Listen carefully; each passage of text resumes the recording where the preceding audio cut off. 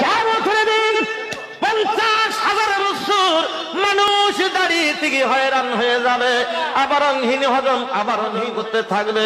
যেহেতু কারোর পরে কারো রাগ দেখাইয়া লাভ নাই, চলে যাবেন হাসরবাসীরা হযরত আদম আলাইহিস সালামের কাছে, যে বলবেন আবুল বাশার, আমরা বড় বিপদে পড়েছি, মুসিবতে পড়েছি, আমাদের জন্যই আল্লাহর দরবারে আপনি সুপারিশ করুন। আদম বলবেন আমার পক্ষে সম্ভব না, তার কারণ হলো এই, আমার আল্লাহর কাছে কিছু ভুল ত্রুটি আছে, এই জন্য আমি কথা বলার সাহস পাবো না। সুতরাং তোমরা যাও, হযরত নূহ আলাইহিস সালামের কাছে যাও। হযরত নূহ বললেন আমার দ্বারাই সম্ভব হবে না, তার কারণ হলো আমার ছেলেকে বলেছিলাম, ও ছেলে জাহাজে ওঠো। আমার আল্লাহ বলেন, মোহরে তোমার ওই ছেলে তাওহীদ মানে না, কোরআন মানে না, সালাত মানে না, আখিরাত মানে না, এমন ছেলেকে যদি তুমি আহল বলে পরিচয় দাও, নবুয়তের দাপ্তর থেকে তোমার নাম কাটা যাবে।